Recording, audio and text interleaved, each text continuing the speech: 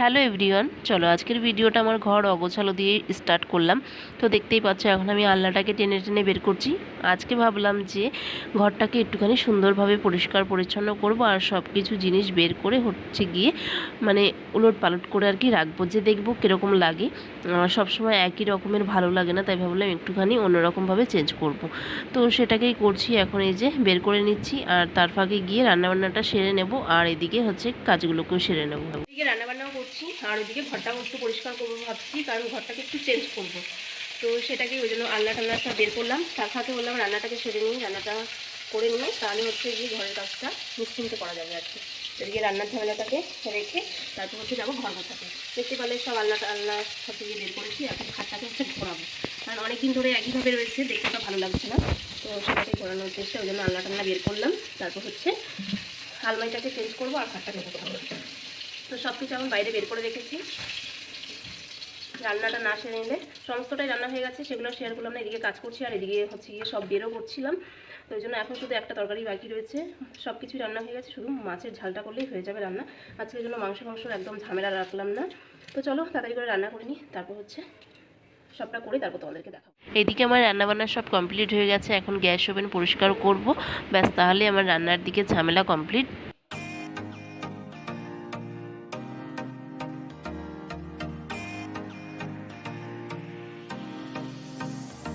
এদিকে কাজের ফাঁকে আর তোমাদের সাথে রান্নাগুলো শেয়ার করতে পারলাম না, যে কি রান্না করেছি। চলো এখন তোমাদেরকে দেখিয়ে দিই। সমস্তটাই কমপ্লিট হয়ে গেছে। করেছি আজকে কুমড়ো করলা বটি করেছি, লাল শাক ভাজা করেছি, আর করেছি ভোলা মাছের ঝাল করেছি, আর করেছি দই কাতলা। তো এই কিছু করেছি আজকে, আর বেশি মানে হেভি জিবি রান্না রাখলাম না, একদম সিম্পলের ওপর রান্না রেখেছি। তো এখানটা দেখতে পাচ্ছ পরিষ্কার পরিচ্ছন্ন করে নিয়েছি। এখন আমি চলে যাব সোজা ঘরে, এখনও অনেক প্রচুর কাজ আছে। তো সেগুলোকে এখন কমপ্লিট করব। ঘর একেবারে মানে পরিষ্কার করা মানে বুঝতেই পারছো কতটা কাজ থাকে, তো সেগুলোকে এখন করে নেব। কাজের বেলায় নেই, উনি শুরু করেছে, রাগ ধরে দেখলে পরে হেই আমারি হেইয়া হেইয়া মারি হেইয়া যাবো না, সামনে ছুঁড়ে মারবে একদম। হেইয়া মারি হেইয়া। আরে আমরা এখানে বসে আছি, একটু টানেও না। এদিকে দেখো অনেক কষ্ট করে ঠেলে ঠেলে দুইজনে মিলে, দুই যা মিলে আমরা আলমারিটাকে এদিকে আনলাম, আলনাকে বের করলাম, খাটটাকে ঘুরিয়েছি।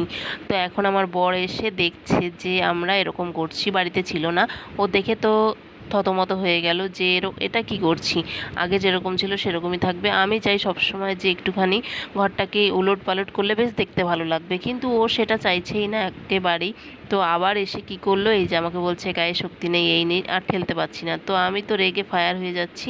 তারপরে এই যে আসলো, এসে এখন হচ্ছে গিয়ে আগে যেরকম ছিল সেরকমই করে দেবে। কোনো দিকেই মানে আলমারিটাকে ঠিকঠাকভাবে রাখা যাচ্ছে না, যে একটা ড্রেসিং টেবিল আনবো সেই মানে সৌন্দর্যটা আর কি ঘরের লাগবে না। তো এরকম করে আগে যেরকম ছিল সেরকমই আমার খাট ফাট তো সব ভুর হয়ে আছে, আলমারির জামা কাপড় দিয়ে সব এখন এগুলোকে গোছগাছ করব। চলো ভিডিওটা আজকের এই অবধি থাক, গুছিয়ে নিই তারপর দেখাচ্ছি।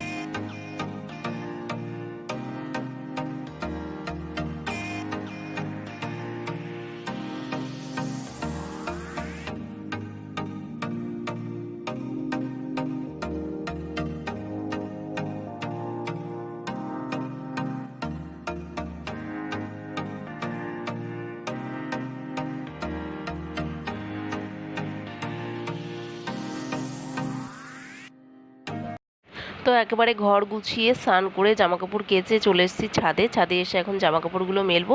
আজকে আমার কষ্টটাই বিফলে গেল, ভাবলাম এক হয়ে গেল আরেক। ভাবলাম যে আলমারি খাটটাকে একটুখানি অন্যরকম করে রাখবো, দেখতে ভালো লাগবে।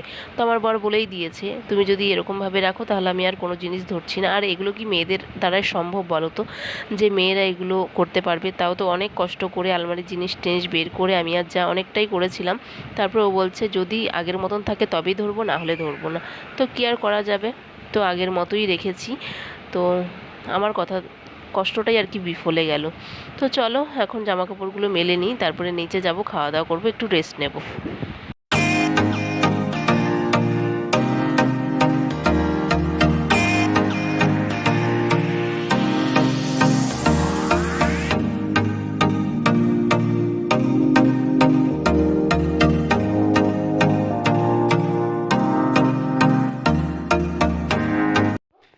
সঞ্জয় হ্যাঁ কি হয়েছে? একটা মেয়ে আসলে দেখাইতাম। কোথায়? তোমার এখানে আসবে বলেছে? আমার কথা হয়েছে সালা দিদি এখন তুমি এই বয়সে ঘটকগিরি করবা? হ্যাঁ, আমার প্রথম মেয়ে আমার। তোমার ধুতিতে দাগ লাগিয়ে আসো, তোমার জামায় দাগ লাগিয়ে আসো, কোথায় যাও বলো তো তুমি? এই দেখো তো, জামায় দাগ লাগিয়ে এসছো। হ্যাঁ, কুড়িয়াতে দাগ লাগে আমি তো এটাই বলতে পারলাম না সব কি। হ্যাঁ? সব কিছুতে শুধু দাগ লাগিয়ে আসবে। কে জানে কোথায় যায় দাদু? এই বয়সে আর কোথায় যাবো? হ্যাঁ তোমার সব কম না। এই দাগটা লাগলো কিসের তাও তো জানি। এখন ঘুম থেকে উঠে একটুখানি উপরে গেলাম, জামা কাপড় আনলাম, তারপরে এখন দাদুর সাথে একটু গল্প করছি। দাদু কি পাচন সম্বন্ধে কি একটু মানে আমাকে শেখাবে। আমরা তো দেখেই এসেছি ছোট থেকে পাচন, দাদু বলছে পাচন কি সেটা জানো? তো এখন চলো আমিও শুনি আর তোমার বলো কি পাচন। পাচন মানে কি? পাচন মানে তো আমরা জানি সরকান্ত, চৈত্রি মাসের আগের দিন, মানে শেষ হয়ে যাবে তার আগের দিন সরকান্ত, তাই তো? হ্যাঁ সেদিন সব সবজি টবজি দিয়ে পাচন খাওয়া হয়। খাইছো না আমাকে বাড়ি? হ্যাঁ, কেন আমাদের বাড়িতেও খেয়েছি আমরা, আমরা তো বাঙাল। সেই আমাকে বাড়ি কতটি করছে গো এই শেষ খাওয়া খাই এইসব। কে করেছে? তোমরাই তো আসিলাম নাকি? ওই বাইরে করা হইলো না? হ্যাঁ, তাই এবছর করবে তাই বলছো তুমি? এবছর পাচন করবে? আমার ইয়ে জানে, আমাকে পিঙ্কি জানে, জানে? হ্যাঁ, হটিও জানে। কত রকমের ইয়ে আছে, সবাই পাচন খায় বাংলাদেশে। আমাদের এখানে থাকো দেখবে পাল মাঠে সবাই পাচন খায়। হারপাল মাঠে খায়, ওটা বাংলাদেশে। আমাকে একই গ্রামে, গ্রাম না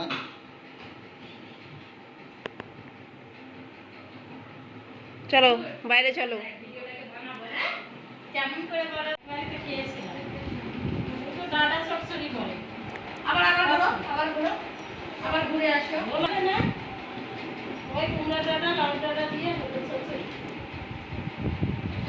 তো এতক্ষণ ধরে দাদুর সাথে গল্প করলাম। তো এখন হয়ে গেছে সন্ধে, দাদু চলে গেল ঘুরতে দাদুর মতন, আর এখন আমি দেবো সন্ধে, দেবো পুজো দেবো, তারপরে হচ্ছে তোমাদের সাথে দেখা হচ্ছে। চলো। দাতা কাশিন্দু সম্রাট পুরুষ আদি অনাদিয়া পান রাধা স্বামী পরম পিতু मैं तुम्हें सदा आधारो अचल भक्ति मोहित दीन दीन नाथ हाथ गणाधन करो अपराध नित साओ दीन धर कृपाली काम क्रोध मुदया हो सब गुरु अब गुरु हार मायो प्रभु राखो मेरे लाजो तुम दारे राधा स्वामी गुरु सम्राट तुम बिना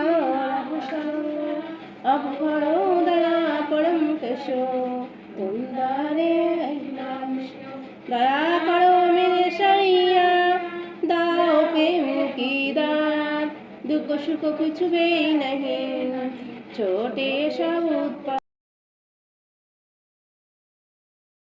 সন্ধে পুজো তো দেওয়া হয়েই গেছে, আর দেখতেই পাচ্ছ সকালে মানে দুপুরবেলাতে কত জামা কাপড় কেচেছিলাম, তো সেগুলো এনে রেখে দিয়েছিলাম। বিকেলবেলায় দাদুর সাথে অনেক গল্প করলাম, তারপরে আর ভাঁজ করিনি, ভাবছি সন্ধ্যের পরে তো কাজ নেই, সন্ধ্যের পরেই বসে বসে ভাঁজ করব। তাই এখন পুজো টুজো দেওয়া হয়ে গেছে, এখন হচ্ছে জামা কাপড়গুলো ভাঁজ করব আর আলনায় সুন্দর করে গুছিয়ে রাখবো। তো তারপরেই হচ্ছে আর কোনো কাজ নেই, তারপরে আবার রাতে যা কাজ আছে সেগুলোই।